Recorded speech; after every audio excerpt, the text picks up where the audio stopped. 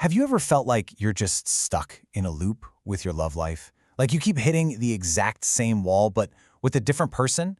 It's so easy to just chalk it all up to bad luck. But what if the blueprint for how we love was actually drawn up a long, long time ago? Well, let's get into it. I mean, we've all been there, right? Especially after a really tough breakup. You start asking yourself, is it me? Is my picker just broken? You might even blame fate, or just decide you're destined to be unlucky in love. But the thing is, the real root of our struggles is often much, much older than our last relationship. The idea here is that there's this unconscious blueprint, one that was created way back in our childhood, that is quietly shaping how we connect, how we love, and how we react as adults. So how in the world does this blueprint even get made? Well, it all starts with the very first draft of love we ever see. When we're kids, we're basically little sponges, right? We soak up absolutely everything about what love is supposed to look and feel like from the world right around us. And really, it breaks down into two very different paths. If you grew up in a home where love felt warm and consistent, you knew it was there for you, you probably learned that it's safe to trust people, to be vulnerable, to express your feelings. But on the other hand, if love felt unpredictable or distant, or maybe even scary, that can make it really hard to connect with others later in life.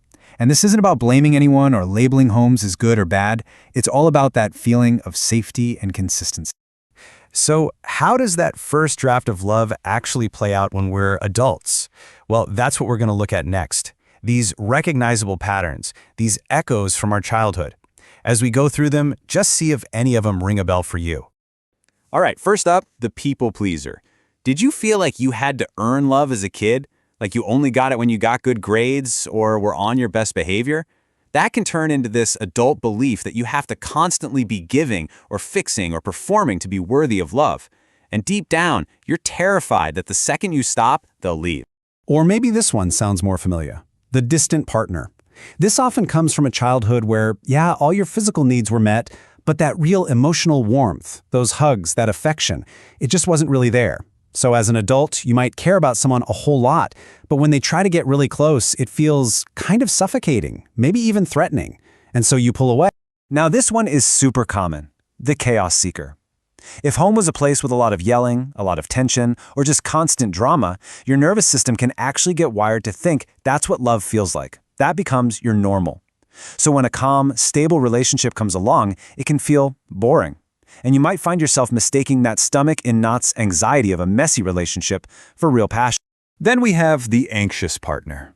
This pattern often grows out of a childhood where you felt emotionally invisible or maybe even abandoned. And that feeling, it doesn't just disappear. As an adult, it echoes as this intense fear of rejection. You might find you need constant reassurance, or you're always analyzing every text, every look, because a part of you is still that little kid, terrified of being left all alone again. And finally, let's talk about the strong one. Were you the kid who had to be the adult, the one taking care of your siblings, or maybe even being an emotional rock for your parents? This can make you an incredibly capable, amazing adult. But it can also make it almost impossible to let someone take care of you. You're just so used to being the giver that receiving support feels totally foreign, maybe even weak. Okay, if any of this is hitting home, I really want you to let this next part sink in. Seriously, none of this is your fault.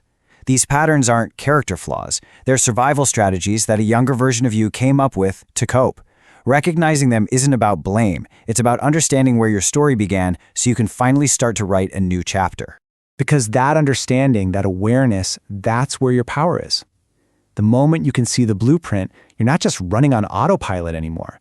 You suddenly have the ability to look at it, to question it, and, this is the big one, to choose a different way. This is where the real change starts. Which brings us to the absolute best part of all of this. Healing is 100% possible. You are not doomed to repeat these patterns forever. You have the power to pick up the pen and completely reshape your own love story, starting right now. And a really powerful idea on this journey is something called reparenting yourself. Now, I know, that might sound a little weird, but stick with me. It's not about literally being your own parent. It just means learning to give yourself all the kindness, all the patience, and all the deep understanding that you really needed but maybe didn't get when you were young. So what does that actually look like day to day? Well, it starts with that voice in your head. learning to speak to yourself with some compassion instead of constant criticism. It means finally learning it's okay to say no and set healthy boundaries. It's giving yourself permission to just rest instead of feeling like you always have to be productive. And this last one is so crucial. It's learning to choose partners who feel safe, not just the ones who feel familiar. There's a huge difference. And let me give you 2 more game-changing tools. First, slow down. Seriously. When we rush into a relationship, our old childhood programming, that autopilot, it just takes over. When you take your time, you let your conscious adult self stay in the driver's seat. And second, practice communicating your real feelings honestly. Healthy love isn't about your partner guessing what you need. It's about creating a space where both of you feel safe enough to just be yourselves. Let's end with this because it's the most important takeaway of all.